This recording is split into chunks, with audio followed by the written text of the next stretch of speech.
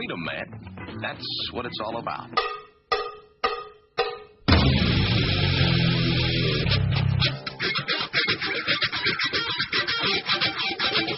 You've got to groove on freedom, like the good book says.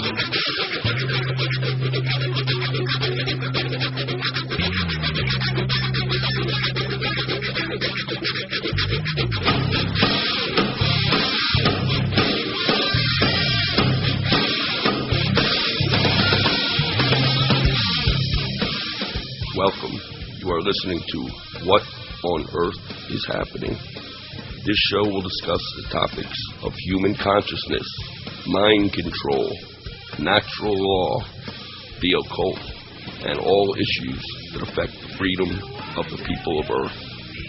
What on Earth is Happening will endeavor to shine light upon the darkness of our world and to offer empowering solutions to the problems we face as humanity approaches its critical moment of choice.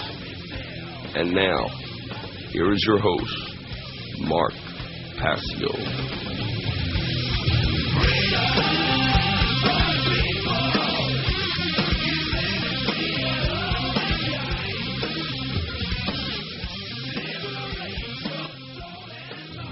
Liberate your soul and mind. The truth is waiting for you all to find, ladies and gentlemen. Welcome, one and all. This is What on Earth is Happening here on the Oracle Broadcasting Network. I'm your host, Mark Passio. My website, whatonearthishappening.com.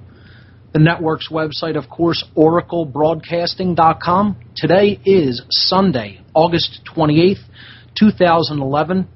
And we have another great show lined up for you here today on Oracle. We're going to be continuing our ongoing discussion of the principles of natural law, and how this is the most occulted knowledge that exists, and how the dominators, the occultists of this world, the dark occultists of this world, do not want people to have or understand this wisdom. What I'll be doing today on the show is reading a little bit from the book known as the Kybalion, which contains within it the general principles of natural law. Not natural law itself per se, but a general understanding of how natural law operates and goes into effect in the world through these principles. Okay? Later on, in the next coming weeks, we'll be looking specifically at how natural law actually works in our realm of operation, through our thoughts, emotions, and actions. We'll be looking at what I call the effects of natural law, how basically these expressions work through our behaviors. So we'll look at that in coming weeks. But today, largely what we're doing is we're going to look at the general principles of natural law in depth. Okay? And I started telling people last week, not only is this the deepest occult wisdom that is known by the dominators of this world. They know this, and they try to keep this information from the people who they are enacting their control upon. And the way that they can continue to get away with that is people remain in ignorance of these general principles and how natural law actually works, its manifestations. Okay? So, in order to overcome that, we have to gain this knowledge. We have to understand these are laws that we did not set into operation. The universe did. Creation did. And in doing so, we can make a conscious free will decision to live in harmony with these principles and laws and not contravene them and therefore create self-inflicted suffering for ourselves. And as I said, once you start to talk about this, you're definitely over the target, because this is what has been occulted from the eyes of the general population. This is what has been hidden. And so the ad hominem attacks I'm expecting, because people don't want this information readily available. We'll pick this up on the other side, and we'll start looking into the wisdom contained in the Kybalion on natural law principles. You're listening to What on Earth is Happening. Don't go anywhere, folks. Okay, folks, we're back. I'm Mark Passio, and this is What on Earth is Happening. Today on the show, we're going to be talking about the general principles of natural law. We're going to be reading excerpts from a tome of wisdom known as the Kybalion. And while it is a quite short book, I call it a tome because there is so much contained, so much information, knowledge and wisdom contained in the Kybalion that one could probably read it for the rest of their life and not take it all in. So, on the show today, I'll be reading the introduction and the first two chapters of this book. And it's a Hermetic book, which means that it comes from an ancient tradition. And again, people have asked me before on the show, what tradition am I a member of? What belief system do I subscribe to? Just because I'm reading a book from the Hermetic tradition doesn't mean I consider myself a follower of Hermeticism or a Hermeticist per se. I think this is part of the integral makeup of myself. I take in wisdom from wherever it comes and take that into myself and then act upon it. And that's what my tradition is, for lack of a better term, it is an integral one that is based on wisdom. It doesn't matter where that wisdom happens to come from. Because my consciousness is not in a box like followers of religions are. See, followers of religion will be the first to attack anything. That if I read something that comes from Buddhism, like, let's say, the Four Noble Truths, or the Eightfold Path of Buddhism. Okay? Followers of Islam may attack that, or followers of Christianity may attack that. Because they won't actually endeavor to listen to the wisdom contained in it. It's not in keeping with their dogma or their doctrine. Because that's all religion is. It's a system of control that has been set up to hold people back from a deep, integral understanding of truth, specifically of natural law. Because the understanding of natural law is what truly creates order. Not only understanding it, but living within its boundaries. Because these are boundary conditions that the Creator put into place for our betterment. It is not a prison system, as some people seem to think when you talk about natural law. Gravity just exists. Nature put it there. It's not a prison system that things fall to the ground when they're released. You can think of it like that. Go right ahead. That doesn't make it the case. But it is the case that that law is in effect. So if you want to live in harmony with that law, don't go up to high places and leap off thinking that you're going to be free from it. You're not. You're bound by it. It's in effect. The end. Get as upset about it as you like. Somebody suggested to make some t-shirts with that phrase on it for the show. It's true, though. People want to rage against what is. That's really the only thing that's creating a lot of suffering here. And religion is one of those things that makes people rage against what is. They want things to conform to their belief system. And when it comes to natural laws, we've already said belief is irrelevant. What religionists are doing is they're looking for someone to come and save them from themselves because they don't want to understand natural law. They want to remain in ignorance of it and think that they can prosper. And all that that equates to the abdication of personal responsibility. They don't want the responsibility of truly expanding their consciousness and coming to an understanding of the laws that are inherent in nature. They somehow want to run away from that and yet think that good things will just magically happen to them, or someone will come down and save them from themselves, when through their ignorance they've created the exact situation that they're in.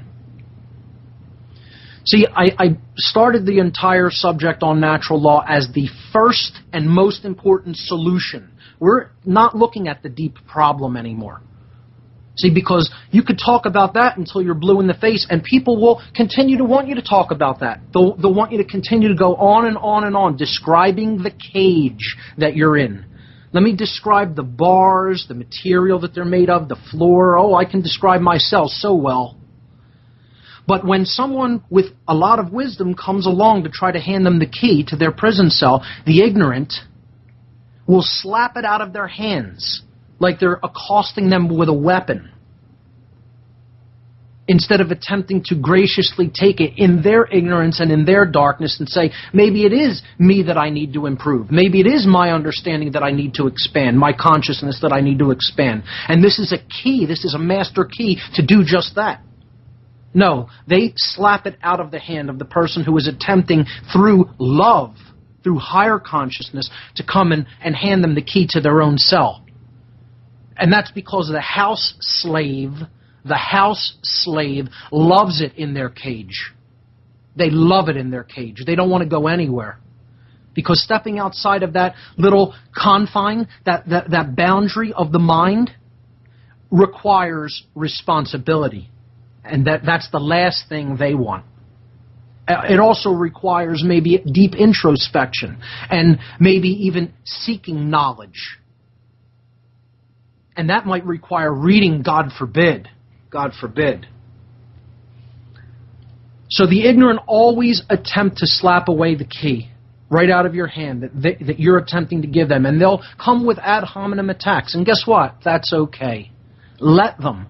Because the truth is going to be spoken no matter what happens. And it's going to exist no matter what happens.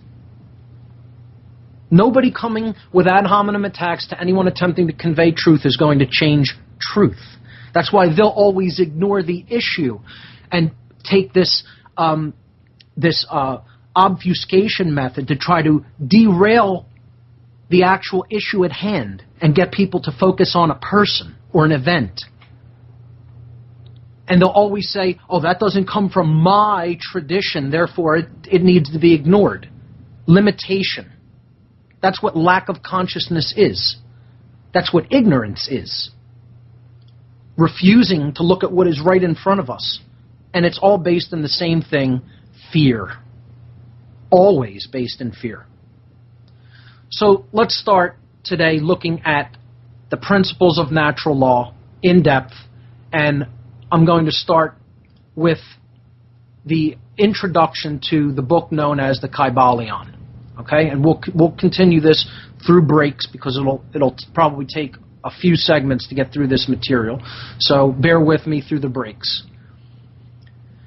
The Kybalion is written by 3 initiates, and of course this is because the number 3 is a sacred number. 3 aspects to the consciousness. Okay.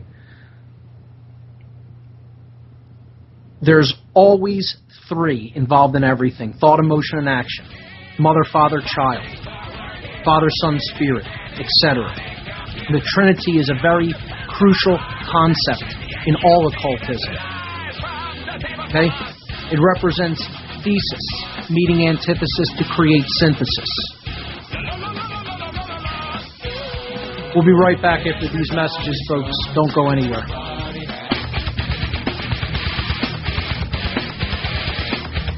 Okay, folks, we're back. This is What on Earth is Happening. I'm Mark Passio. My website, whatonearthishappening.com. Today on the show, an introduction to the general principles of natural law through a book of wisdom from the Hermetic tradition known as the Kybalion. Written by 3 initiates, and as I was saying before the break, this is symbolic. It represents the 3 aspects of consciousness: thought, emotion, and action. It represents the 3 parts of the brain. It represents the sacred trinity of Father, Son, Spirit, or as it really should be looked at, Father, Mother, and Child. The 3 steps of initiation: entering, passing, and mastering. Okay?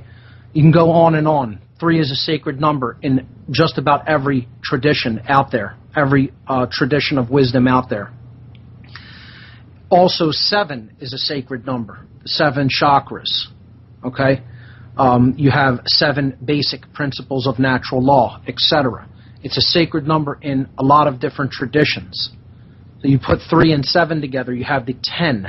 Okay, the 10 Sephirot of the Kabbalistic tree. All right? the one and the zero, the male and female archetypes coming together. The chalice and the blade, as it has been called, okay? The phallus and the womb, etc. All archetypes, and that's why these numbers are chosen, okay? They're very significant symbolically, and they correspond to many different things. So we're going to look at the 7 principles of how natural law is actually created in the world today. And we're going to do this by, again, looking at the introduction and the first 2 chapters of the Kybalion. And again, Kybalion, and they'll say in here that they don't even really know the origin of the term. It is my understanding that this basically means the essence of the spirit of light. The spirit or essence of those of the light, of high-level knowledge and wisdom. That's what this basically means. The spirit of that, the essence of that. Okay? And that's really what this is. It's attempting to convey wisdom, ancient wisdom. And wisdom is something that if followed, if listened to and then incorporated into action, can create harmony and order. If it is ignored, chaos results. So, here we go. The introduction to the Kybalion. We take great pleasure in presenting to the attention of students and investigators of the secret doctrines this little work based upon the world-old Hermetic teachings. There has been so little written upon this subject, notwithstanding the countless references to the teachings in the many works upon occultism, that the many earnest searchers after the arcane truths will doubtless welcome the appearance of the present volume. The purpose of this work is not the enunciation of any special philosophy or doctrine, but rather is to give the students a statement of the truth that will serve to reconcile the many bits of occult knowledge that they may have acquired, but which are apparently opposed to each other, and which often serve to discourage and disgust the beginner in the study. Our intent is not to erect a new temple of knowledge, but rather to place in the hands of the student a master key with which he may open the many inner doors in the temple of mystery through the main portals he has already entered. There is no portion of the occult teachings possessed by the world which have been so closely guarded as the fragments of Hermetic teachings which have come down to us over the tens of centuries which have elapsed since the time of its great founder, Hermes Trismegistus, the, quote, scribe of the gods, unquote, who dwelt in old Egypt in the days when the present race of men was in its infancy. Contemporary with Abraham, and, if the legends be true, an instructor of that venerable sage, Hermes was, and is, the great central sun of occultism, whose rays have served to illuminate the countless teachings which have been promulgated since his time. All the fundamental and basic teachings embedded in the esoteric teachings of every race may be traced back to Hermes. Even the most ancient teachings of India undoubtedly have their roots in the original Hermetic teachings. From the land of the Ganges, many advanced occultists wandered to the land of Egypt and sat at the feet of the master. From him they obtained the master key, which explained and reconciled their divergent views, and thus the secret doctrine was firmly established. From other lands also came the learned ones, all of whom regarded Hermes as the master of masters, and his influence was so great that in spite of the many wanderings from the path on the part of the centuries of teachers in these different lands, there may still be found a certain basic resemblance and correspondence which underlies the many and often quite divergent theories entertained and taught by the occultists of these different lands today. The student of comparative religions will be able to perceive the influence of the Hermetic teachings in every religion worthy of the name now known to man, whether it be a dead religion or one in full vigor in our own lifetimes. There is always a certain correspondence in spite of the contradictory features, and the Hermetic teachings acts as the great reconciler. The life work of Hermes seems to have been in the direction of planting the great seed truth, which has grown and blossomed in so many strange forms, rather than to establish a school of philosophy which would dominate the world's thought. But nevertheless, the original truths taught by him have been kept intact in their original purity by a few men in each age who, refusing great numbers of half-developed students and followers, followed the Hermetic custom and reserved their truth for the few who were ready to comprehend and master it. From lip to ear, the truth has been handed down among the few.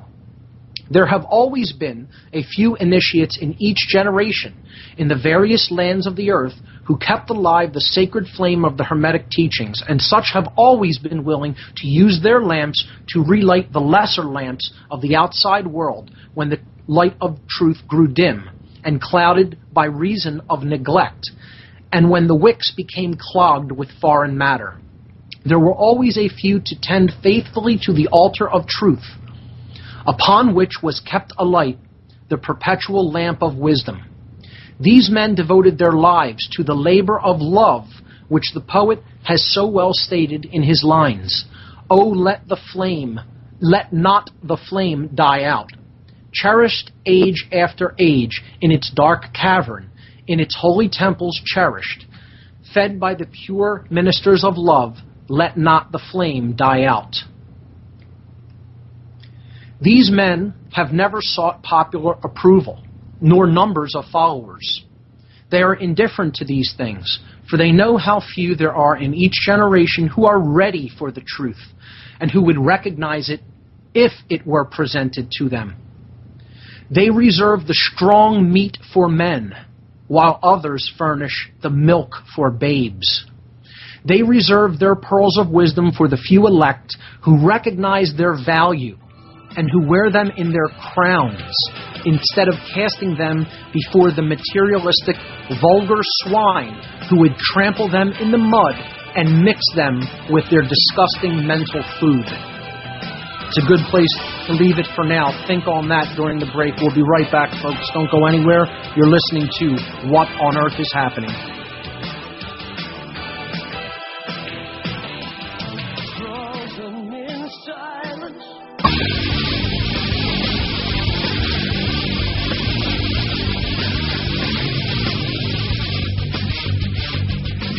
We're back, folks. This is What on Earth is Happening. I'm your host, Mark Passio. My website, whatonearthishappening.com. Let's get right back into it. We were reading from the Kybalion, an introduction to natural law principles. You could look at it as. And the writers of this little book were talking about how the principles of the Hermetic tradition over time have always been taught to people in small numbers because the vast bulk of humanity has not really been ready to receive these teachings because they're so calcified in ego. I agree with that. I personally don't agree with the extent that these teachings have been kept secret. I have my viewpoint on the very many different reasons why that was done. One is because, let's face it, people killed people for even talking about this in the past. Okay? For talking about the wisdom that we're going to be explaining, which is about the workings of nature. Okay? And two is because this tradition itself, like all of the other mystery traditions, was basically taken over by people who were deeply in ego and then used as a weapon against people who they knew didn't have this knowledge. And that's the case today. The dark occultists rule. And they rule because they've set up a power differential through a knowledge differential. That's it. Believe that or don't, that's how it is. So let's get back to the reading. These men have never sought popular approval, nor numbers of followers. They are indifferent to these things, for they know how few there were in each generation who are ready for the truth, or who would recognize it if it were presented to them. They reserve the, quote, strong meat for men, unquote, while others furnish the, quote, milk for babes, unquote. They reserve their pearls of wisdom for the few elect who recognize their values and who would wear them in their crowns instead of casting them before the materialistic vulgar swine who would trample them in the mud and mix them with their disgusting mental food. But still these men have never forgotten or overlooked the original teachings of Hermes regarding the passing on of the words of truth to those ready to receive it, which teaching is stated in the Kybalion as follows, quote, where fall the footsteps of the master, the ears of those ready for his teachings open wide. And again, quote, when the ears of the student are ready to hear, then cometh the lips to fill them with wisdom. But their customary attitude has always been strictly in accordance with the other Hermetic aphorism, also in the Kybalion. Quote, the lips of wisdom are closed, except to the ears of understanding. There are those who have criticized this attitude of the Hermeticists and who have claimed that they did not manifest the proper spirit in their policy of seclusion and reticence. But a moment's glance back over the pages of history will show the wisdom of the masters, who knew the folly of attempting to teach to the world that which it was neither ready or willing to receive.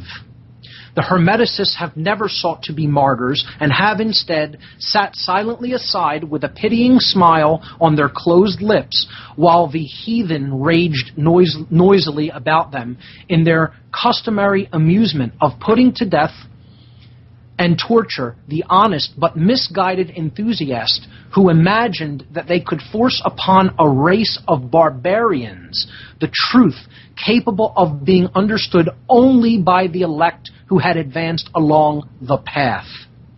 And the spirit of persecution has not yet died out in the land. There are certain Hermetic teachings which, if publicly promulgated, would bring down upon the teachers a great cry of scorn and revilement from the multitude, who would again raise the cry of crucify, crucify. In this little work, we have endeavored to give you an idea of the fundamental teachings of the Kybalion, striving to give you the working principles, leaving you to apply them yourselves, rather than attempting to work out the teachings in detail. If you are a true student, you will be able to work out and apply these principles. If not, then you must develop yourself into one, for otherwise the Hermetic teachings will be as words, words, words to you. So that's the introduction to the book. And I'd like to comment on a few things. The first is the phrase, the lips of wisdom are closed except to the ears of understanding. Yes, this may most certainly be true, that in the past people have decided, I'm not even going to bother to attempt to communicate deep spiritual truths to people who basically show a complete disregard for such things and are completely trapped in materialism. The problem is, we never lived in a time that is as dangerous and critical as we do right now, where not only are these people who are refusing to accept these spiritual insights and jewels of wisdom have basically grown in such numbers, but they basically fill every continent, every land that there is on the earth. The earth is in complete, utter darkness. The problem is, it has gotten so systemic that it's to the point where we have become capable of destroying the earth and these teachings along with it, at least here. of course, these teachings exist throughout the universe. But on this planet, we're at a time where the world is so dark that we could easily destroy this planet in our ignorance and mind control and complete disregard for natural law principles, disregard for the rights of others, disregard for the planet itself. So I don't agree with the concept that these teachings should still be kept for the, quote, elect. This is separatist thinking. This is dualistic thinking. There is no elect. There are only people here who are suffering. And as I've said many times on the show, as one suffers, all suffer. So maybe in the ego of some of these so-called adepts or masters, they didn't really fully weed that out. They didn't really fully weed the ego out to the point where they understood this wisdom needs to be continuously spoken, no matter what the circumstances are, no matter what it means for the person who's speaking it. I think you can only think that way if you're still a little too attached to the materialistic. I'm going to speak the truth regardless of what happens to my body. The end.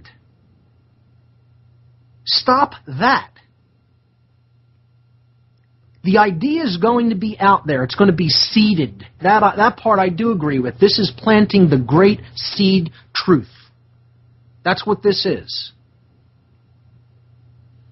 But the part about keeping your mouth closed to those who even don't want to hear it, absolutely not. I won't accept that. And maybe that makes me someone who, like they say, is in folly, because you're wanting to bring the pearls before the swine. Well, I'm not the judge of that. I'm tasked with speaking it. That's it. Those who will receive it will receive it. Those who won't will continue to suffer. And unfortunately, they're still creating suffering for people who have received this wisdom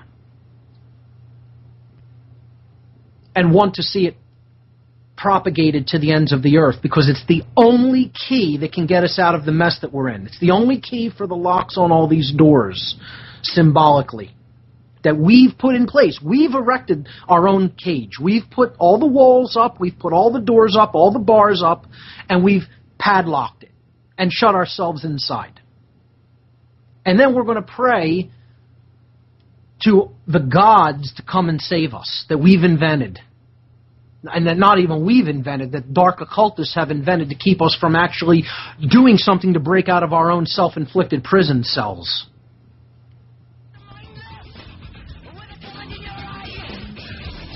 We'll be right back, folks. You're listening to What on Earth is Happening here on the Oracle Broadcasting Network. On the other side of the break, I'll be reading Chapter 1 of the Kybalion, which begins the explanation of the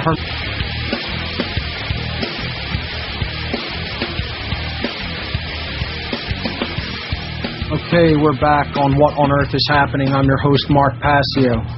We're looking at the little book of wisdom known as the Kybalion, which explains a lot of the general principles of natural law. And if deeply understood, if deeply integrated into oneself, someone can radically change their entire worldview through this philosophy. Okay, and you could do that through a number of different traditions out there. This isn't the only one. But I think it probably does one of the best jobs at explaining the principles of natural law, which is why I'm reading it during this section of the show. We're going to spend many more weeks on natural law, probably at least, again, 5, 6, maybe 7 more weeks. I'm going to really break this down slowly so that people have an opportunity to, quote, get it. And in doing so, what I really hope to accomplish is to build a firm foundation for what our rights are, what our rights are not. This is what we ultimately need to get down to, the understanding of.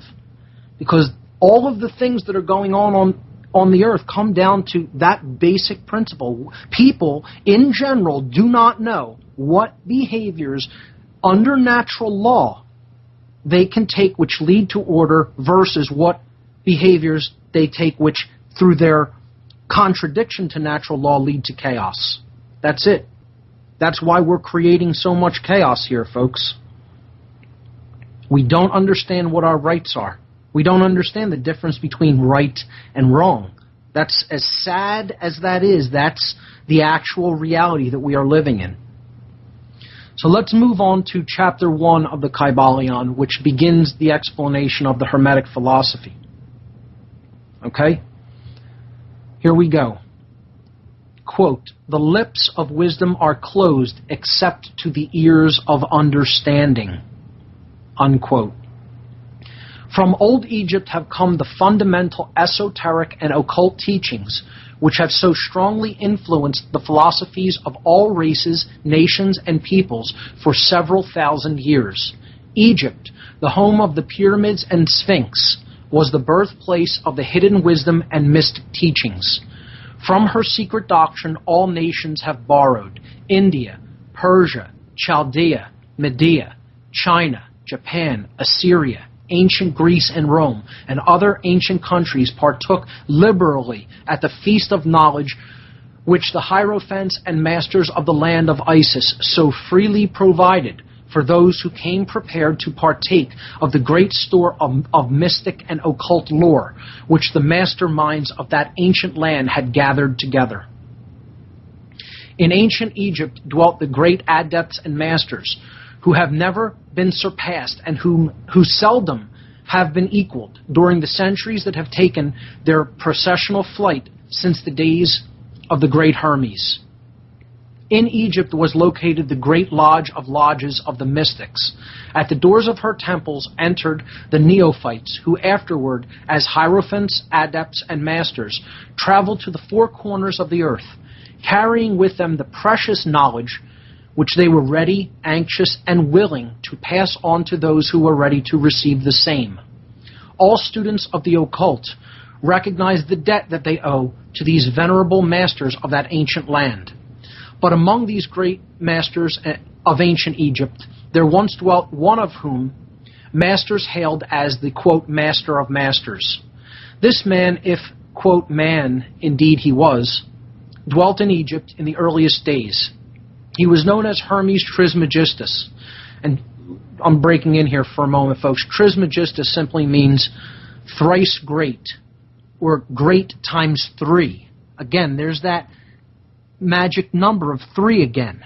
Okay? He was great in his thoughts, his emotions, and his actions. He not only learned the truth, he had compassion for others, and then he acted upon his knowledge and his emotions.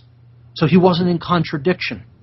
He was a unified being. That's why they called him a master. And again, this may simply be symbolic of getting to that state of consciousness. He may not have been an actual person, Hermes Trismegistus, as the Egyptians referred to him as Thoth, the scribe of the gods. Okay, so going back to the reading. He was the father of the occult wisdom, the founder of astrology, the discoverer of alchemy. The details of his life story are lost to history, owing to the lapse of the years, although several of the ancient countries disputed with each other in their claims to the honor of having furnished his birthplace, and this thousands of years ago. The date of his sojourn in Egypt, in that his last incarnation on this planet, is not known, but it has been fixed at the early days of the oldest dynasties of Egypt, long before the days of Moses. The best authorities regard him as a contemporary of Abraham, and some of the Jewish traditions go so far as to claim that Abraham acquired a portion of his mystic knowledge from Hermes himself.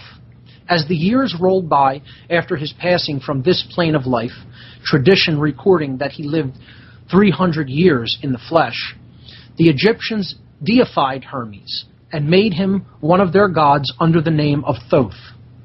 Years later, the people of ancient Greece also made him one of their many gods, calling him Hermes, the god of wisdom.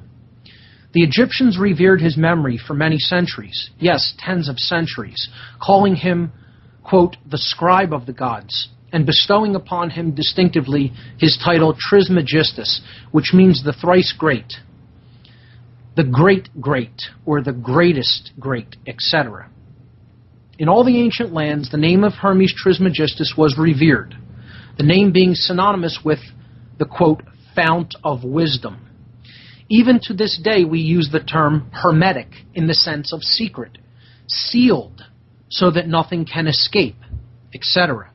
And by this reason of the fact that the followers of Hermes always observed the principle of secrecy in their teachings. They did not believe in, quote, casting pearls before swine, but rather held to the teaching, milk for babes, meat for strong men, both of which maxims are familiar to the readers of the Christian scriptures, but both of which had been used by the Egyptians for centuries before the Christian era. And this policy of careful dissemination of the truth has always categorized the Hermeticists even unto the present day. The Hermetic teachings are to be found in all lands, among all religions, but never identified with any particular country, nor with any particular religious sect. This because of the warning of the ancient teachers against allowing the secret doctrine to become crystallized into a creed. The wisdom of this caution is apparent to all students of history. The ancient occultism of India and Persia degenerated and was largely lost owing to the fact that the teachers became priests and so mixed theology with the philosophy, thus the result being that the occultism of India and Persia has been gradually lost amidst the mass of religious superstitions, cults, creeds, and, quote, gods. And I'm going to break in on top one more time because I'd like to say this is exactly how the dark occult was created. These, again, knowledge were, this wisdom, this body of wisdom was crystallized, calcified into dogma, into a creed of a set of rigid beliefs, as opposed to simply an understanding of natural law principles that are in effect and put there by creation. Or in other words, science is what we're talking about here, ladies and gentlemen. Science, real science, is what this tradition is ultimately about. It degenerated into a religion because people in a lower state of consciousness gained access to it, took it over, turned it into a religion, and held the inner body, the inner core or esoteric part of this knowledge for themselves, and that's what the dark occult is. Okay, so continuing. So it was with ancient Greece and Rome. So it was with the Hermetic teachings of the Gnostics and early Christians, which were lost at the time of Constantine, whose iron hand smothered philosophy with the blanket of theology, losing to the Christian church that which was its very essence and spirit, and causing it to grope throughout several centuries before it found the way back to its ancient faith. The indications apparent to all careful observers in this 20th century being that the church is now struggling to get back to its ancient mystic teachings. We'll hold it right there. Pick it up on the other side of this break. Don't go anywhere, folks. You are...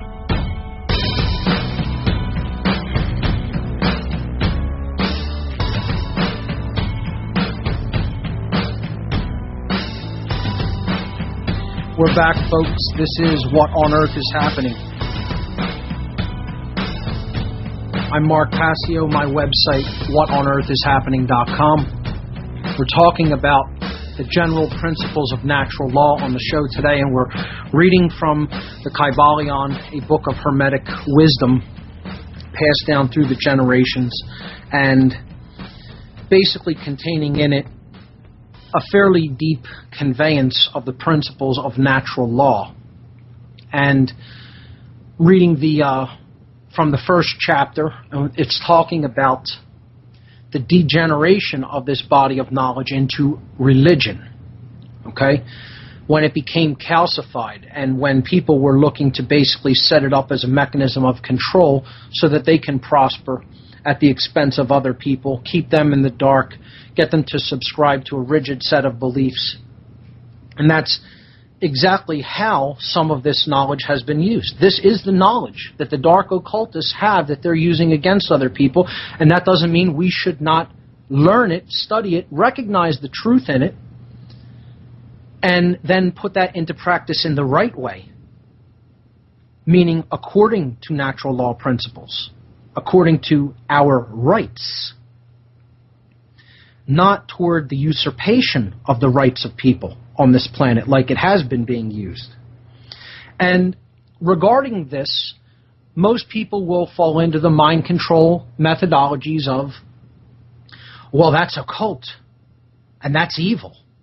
Oh, that occult means evil. No, that's mind control through words. Occult means hidden, as we've said a billion times, and we'll probably have to say 10 trillion more before people finally get that the body of occultism has been hidden from people in order to control them, and then called evil so that you never look into how you're being controlled. And yet, people will still fall for it. They'll still fall for that because their religion tells them that. And I'd like to read a quote. This was posted by someone in the chat room last week, a quote from Alexander Pope, British author, who said that a little knowledge is a dangerous thing. Drink deep or taste not the Pierian spring. There shallow draughts intoxicate the brain, and drinking largely sobers us again. What he's saying here is the people who think they have all figured out about what the New World Order is all about and haven't really gone far enough into understanding that it's all a ruse. All of the systems of limitation and control are all a ruse. They're to get you not to take action, not to actually take your rights under natural law, regardless of who's trying to usurp them, and actually stop the usurpers from doing what they have no right to do. As Nazis, that's what they are. That's what they've always been, regardless of what time period in history we're talking about or what place we're talking about. And the people who think they have this totally figured out and who refuse to look into the occult, that's what I would. That's a perfect thing that I would say applies to them. They drink shallow draughts, and their brains are intoxicated by that little bit of learning or that little bit of knowledge that they've taken in. And they think they have the whole picture when they're still operating from a completely controlled paradigm that's put there by the very people that are still controlling them. And they think they're going to get outside of that cage. They think they're somehow going to develop freedom in that kind of a system of mental bondage. Good luck with that. Let me know how that works out for you. That's the end of this short segment. We'll pick up the reading of the Kybalion. 626 LibertyStickers.com, the world's most dangerous stickers.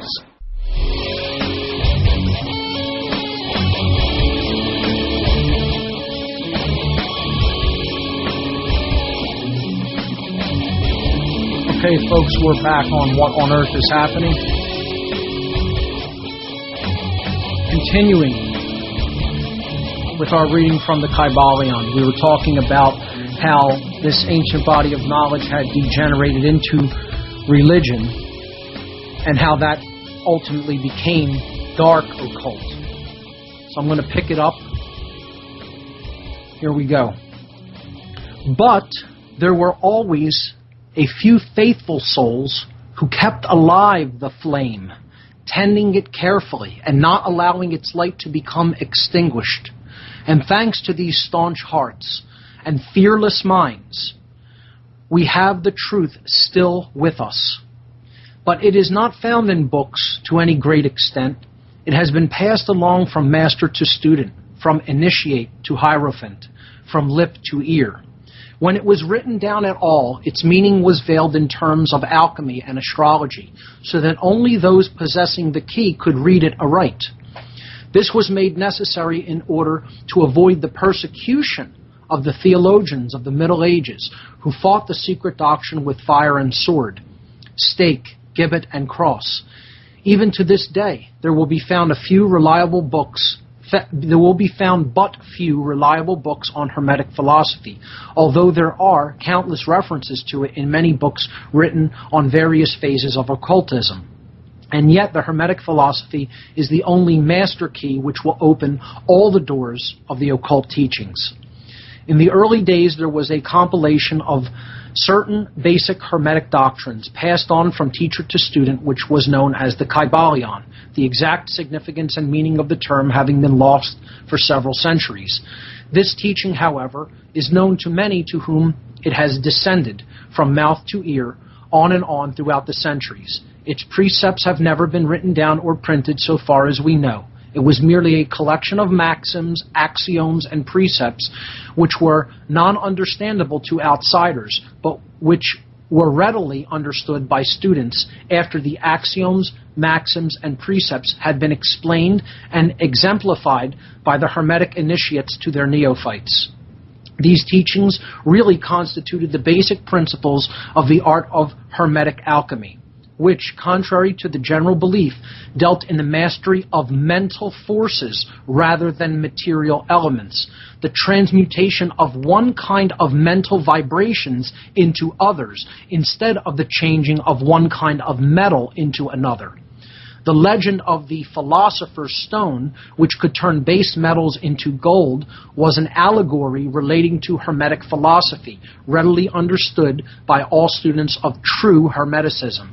In this little book, of which is the first lesson, we invite our students to examine into the Hermetic teachings as set forth in the Kybalion, and as explained by ourselves, humble students of the teachings who, while bearing the title of initiates, are still students at the feet of Hermes, the Master.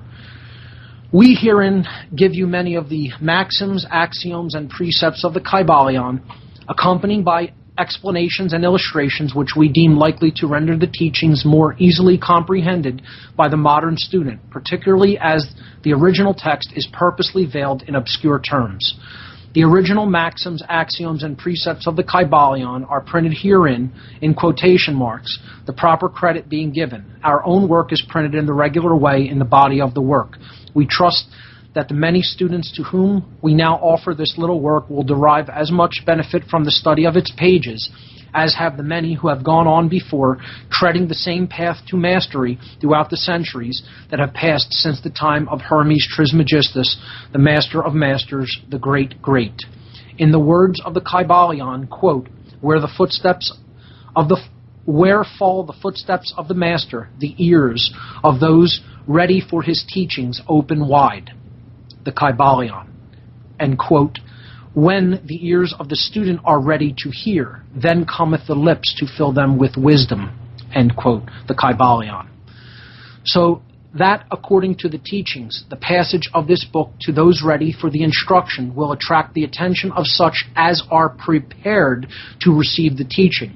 And likewise, when the pupil is ready to receive the truth, then will this little book come to him or her. Such is the law. The Hermetic principle of cause and effect, in its aspect of the law of attraction, will bring lips and ears together, pupil and book in company. So mote it be. So what they're basically saying is what I was talking about last week, that there's a legend that goes along with this book that it comes to those who are ready to receive its teachings. And the people who will actually hear and take this seriously and then act upon the wisdom that's contained in this book are those who were ready to receive it. So it's as if this book finds you, you don't find this book. And as I said, that certainly was the case for me. When I was ready to receive it, it found me. And it found me through my partner, Barb. So let's move on to Chapter 2 of this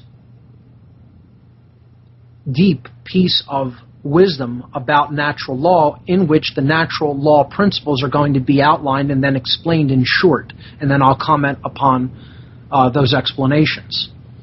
So this is chapter 2, known as the 7 Hermetic Principles. That's the title of this chapter.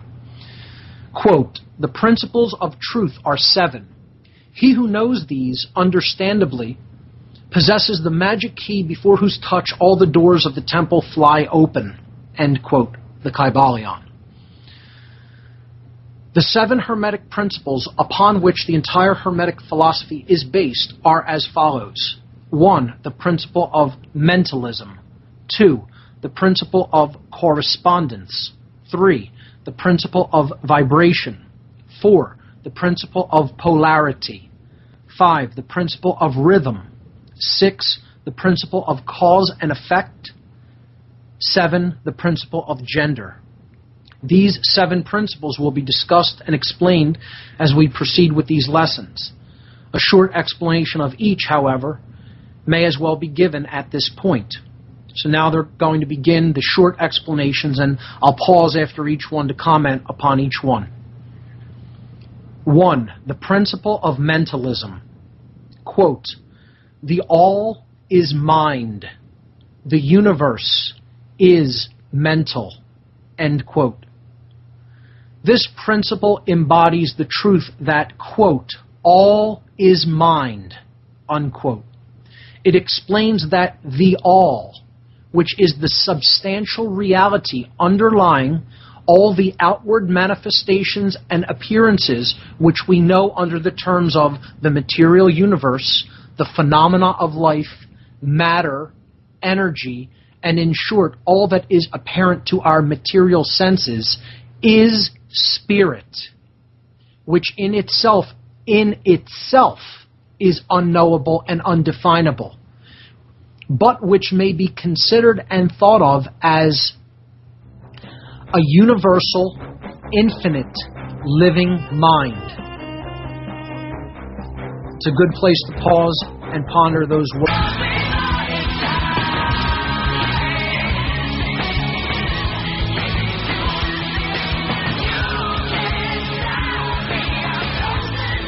Welcome back, folks.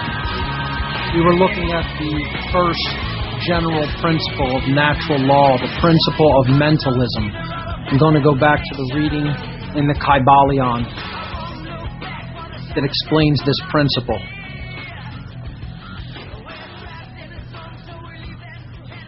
This principle embodies the truth that all is mind. It explains that the all is spirit, which in itself is unknowable and undefinable, but which may be considered and thought of as a universal, infinite, living mind. It also explains that all the phenomenal world or universe is simply a mental creation of the all, subject to the laws of created things, and that the universe as a whole and in its parts or units has its existence in the mind of the all, in which mind we live and move and have our being. Okay, I'm going to read that sentence again because it's so important. Okay?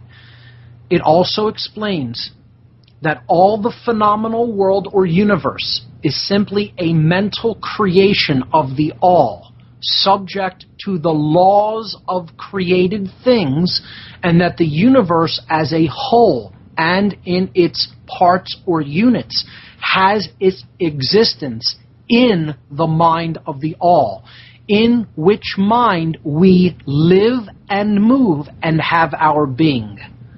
This principle, by establishing the mental nature of the universe, easily explains all of the varied mental and psychic phenomena that occupy such a large portion of the public attention, and which, without such explanation, are non-understandable and defy scientific treatment.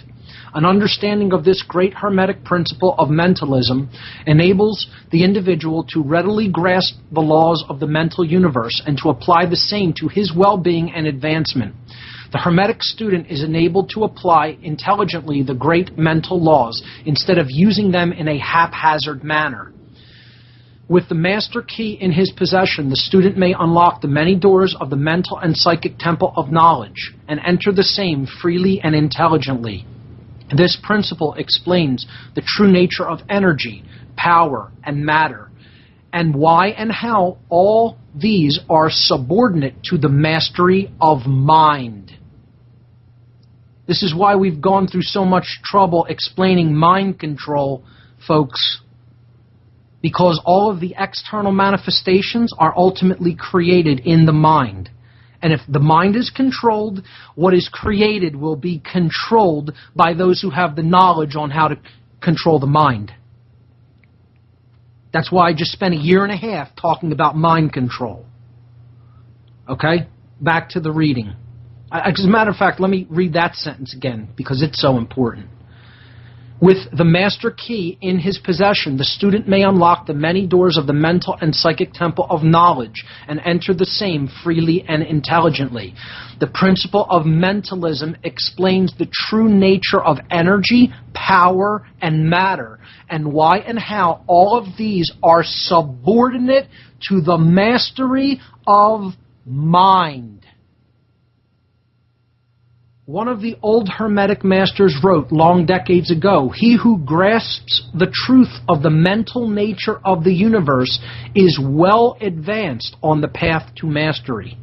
And these words are as true today as at the time they were first written.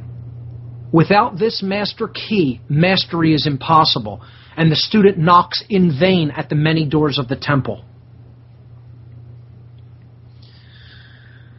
It's explaining there is only one being here at the highest fundamental level of creation. The all.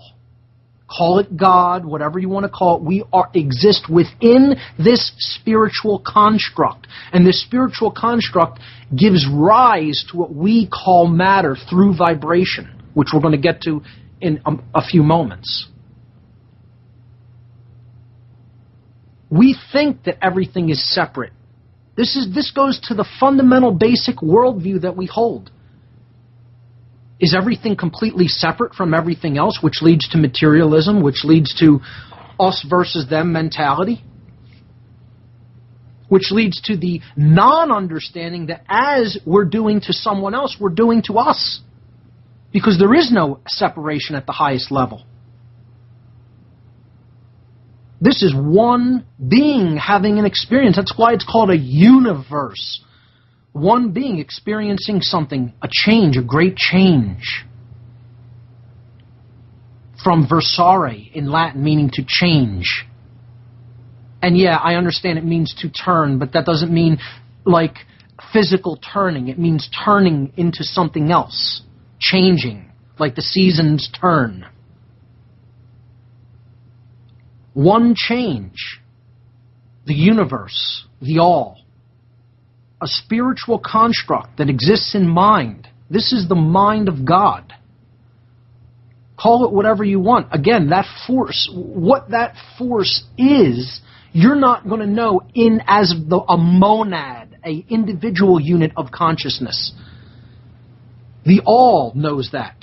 What it actually is. That's what it's doing. It's gaining more experience of what it actually is. That's why it's going through this one change called the universe. It's acquiring more knowledge of itself. Just as that's what our goal should be. If we want to reflect the divine, we need to acquire more knowledge of ourselves.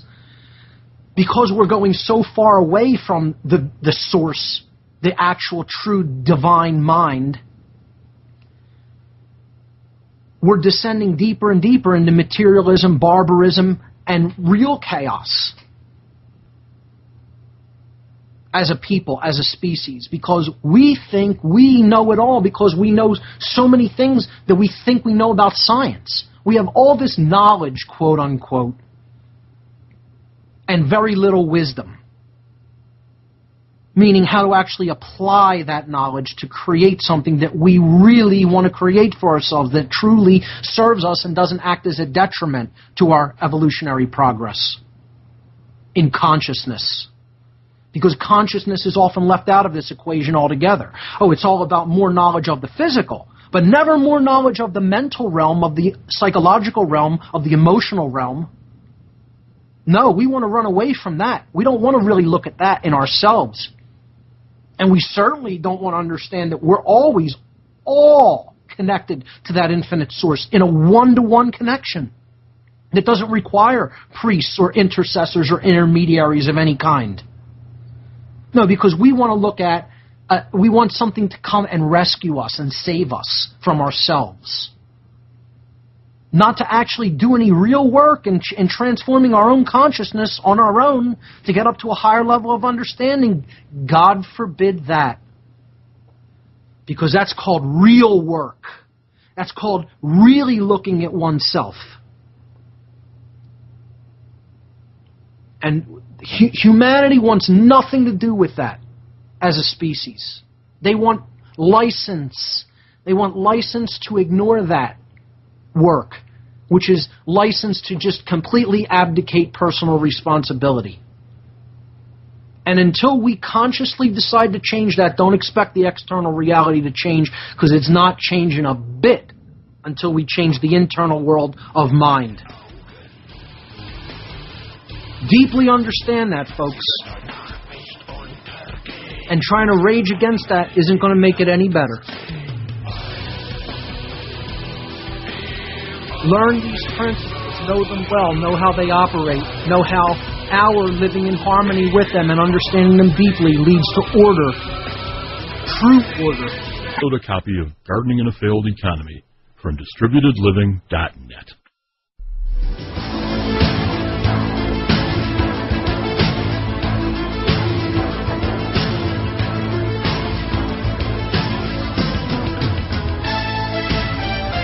Welcome back. This is What on Earth is Happening, and I'm your host, Mark Passio. My website, whatonearthishappening.com. On this August 28th, 2011 edition, we are talking about the general principles of natural law. Specifically, we've been discussing the principle of mentalism, that the all is mind. The universe is ultimately a mental construct of spirit. And that mind, that universal living mind, is simply experiencing itself through this construct.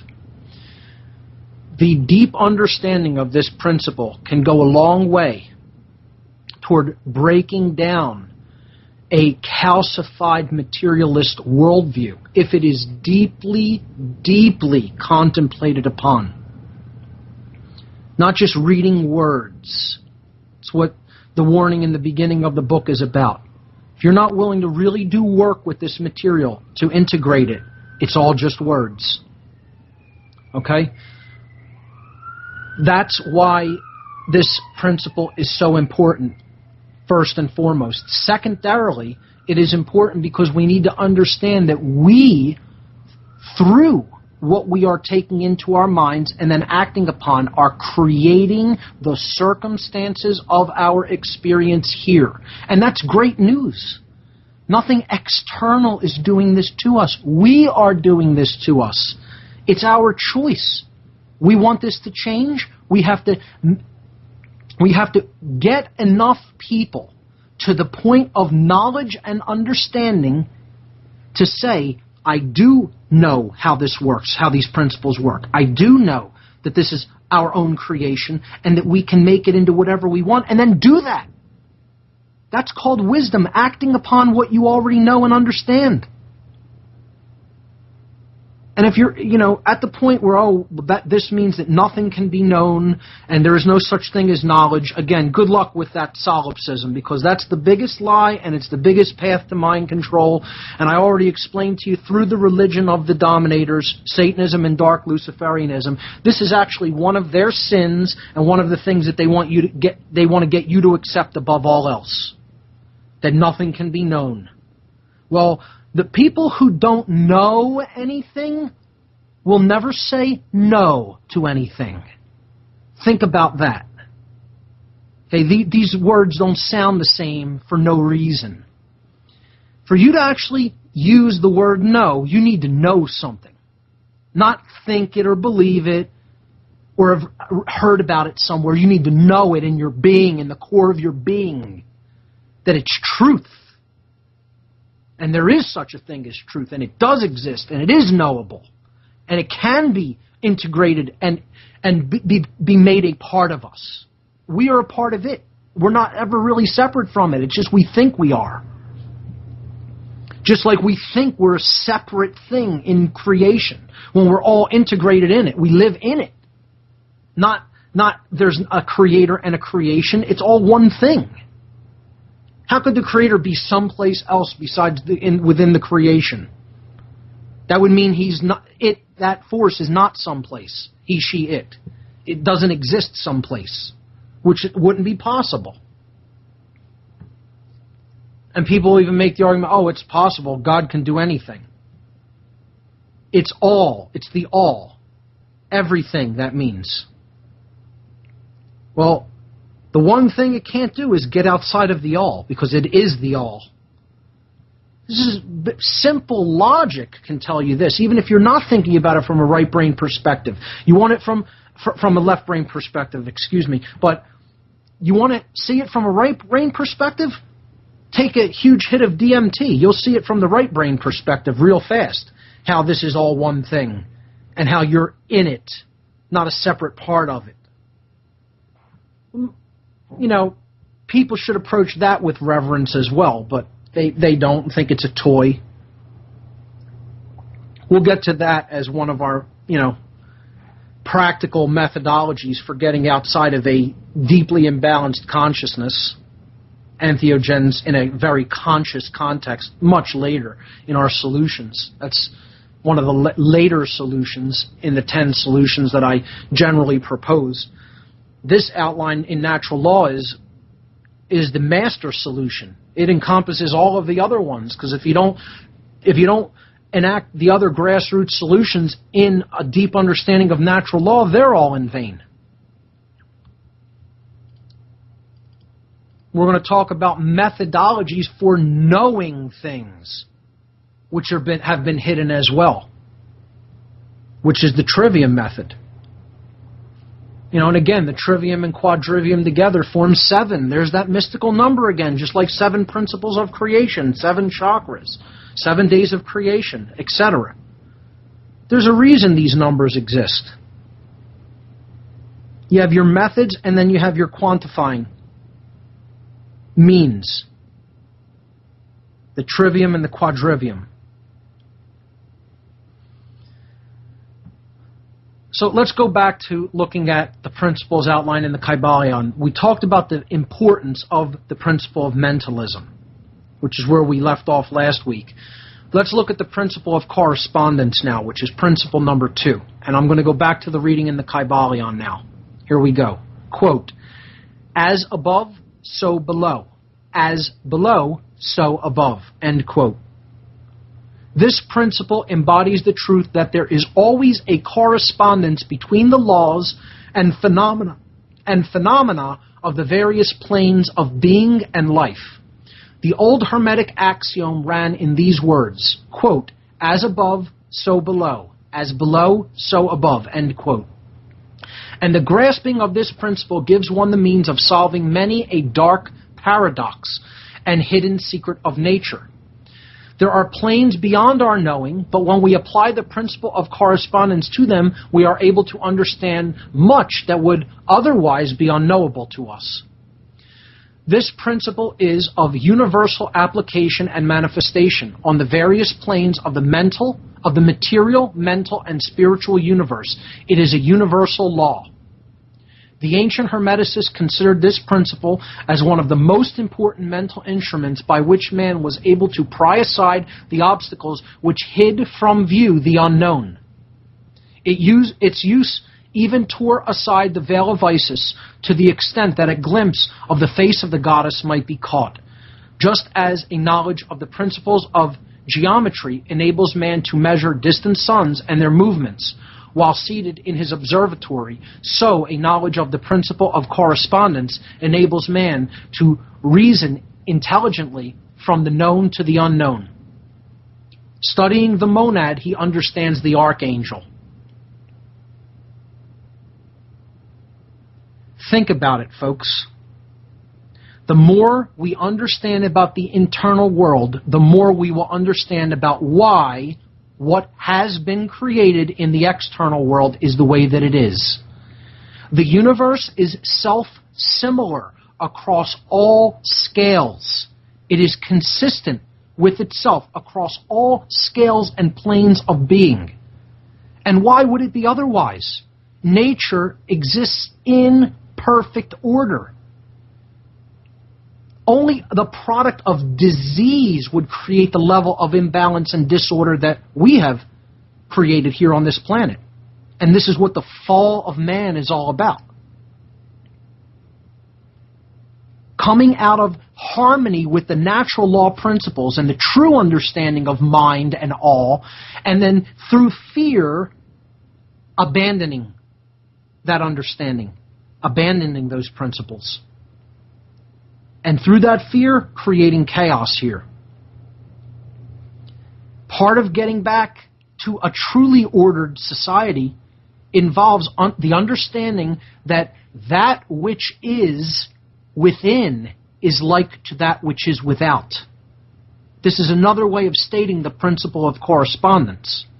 Meaning, we are creating the external manifestation through how we live, what we believe and think. And then acting upon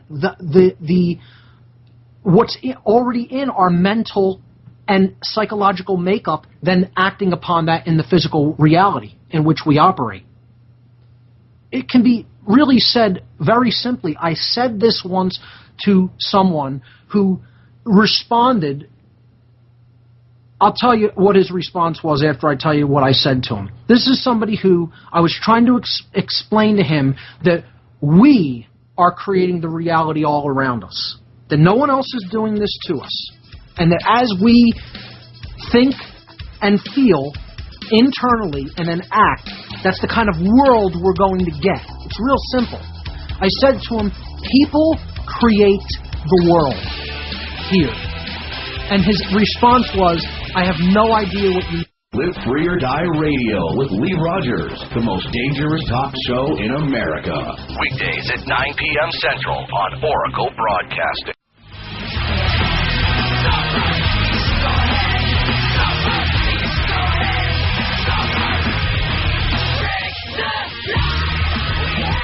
We're back, folks. This is the last section of this edition of What on Earth is Happening.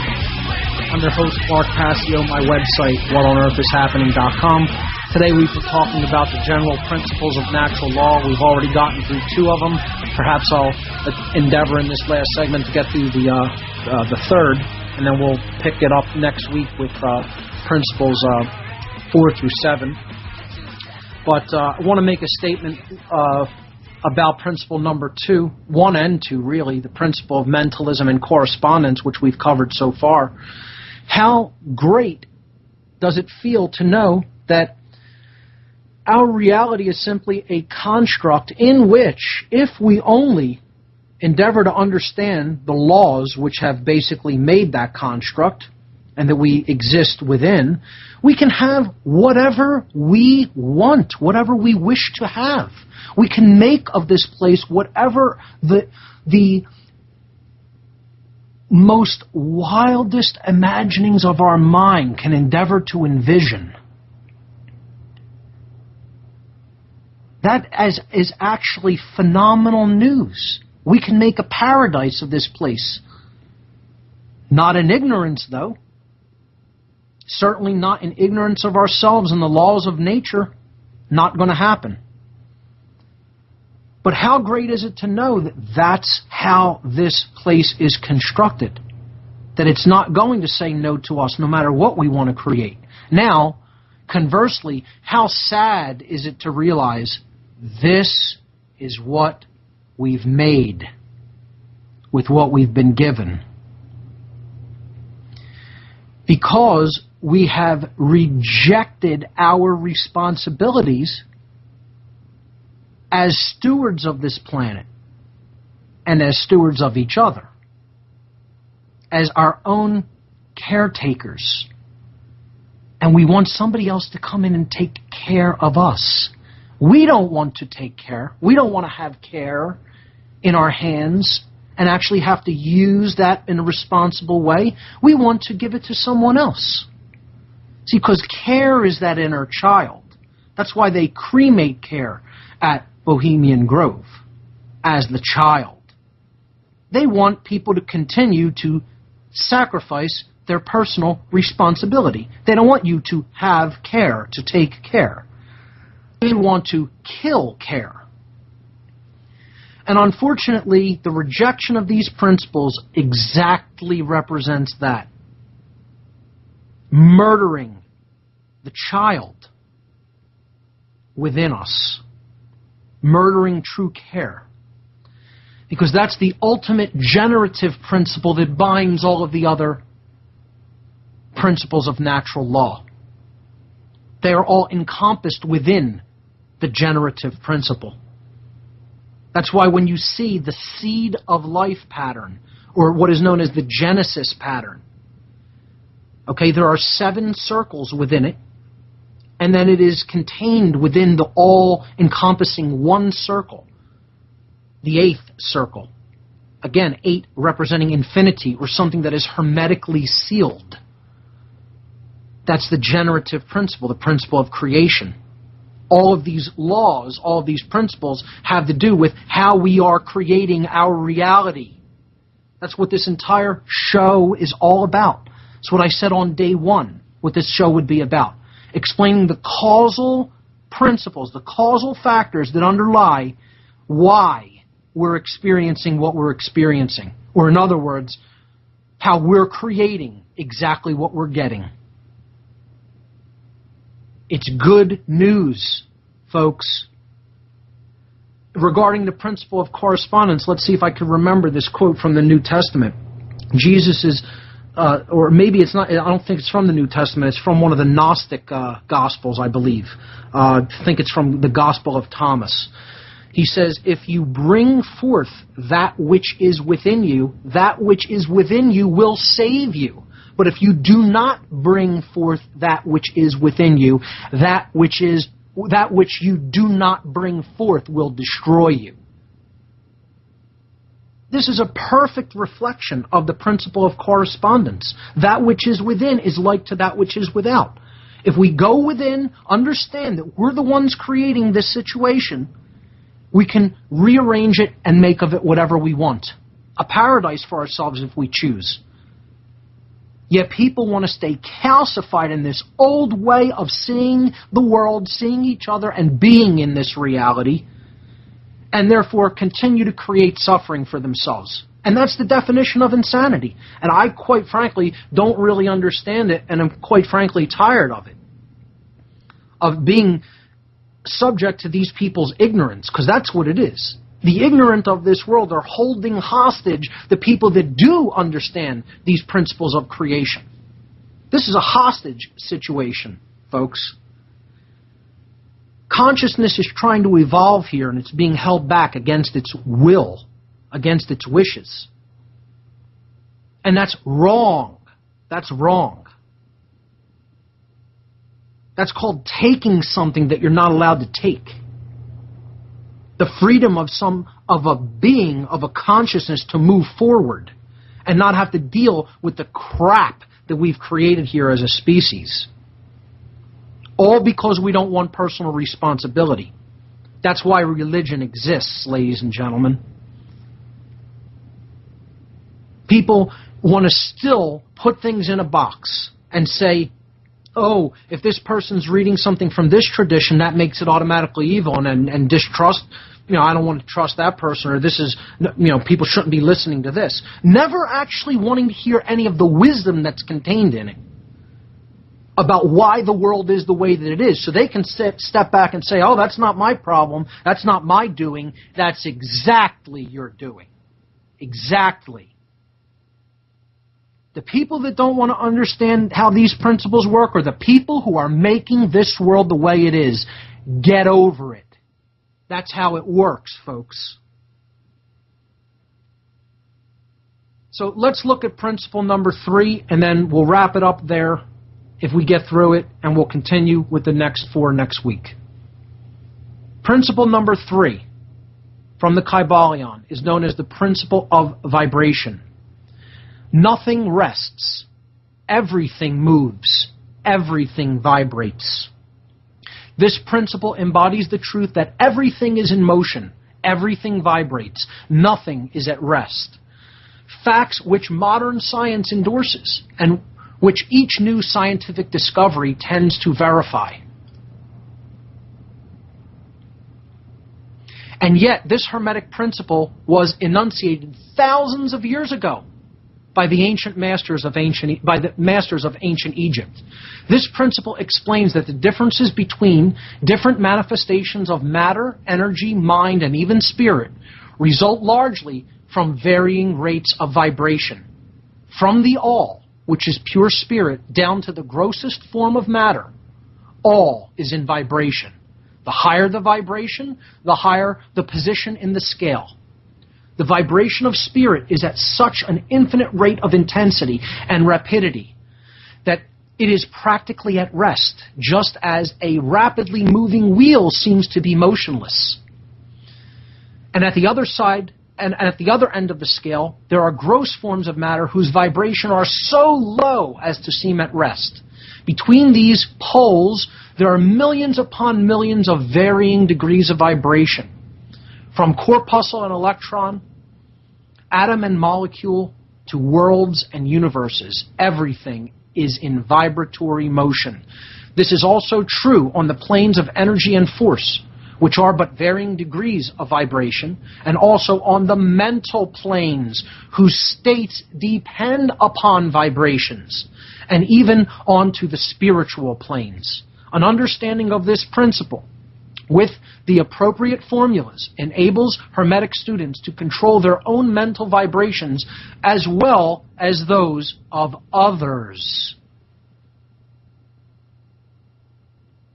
The masters also study this principle to the conquering of natural phenomena in various ways. He who understands the principle of vibration has grasped the scepter of power, says one of the old writers.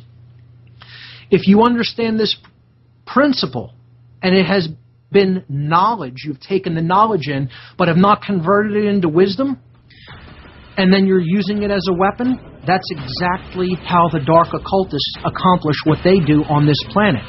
It's called mind control, folks.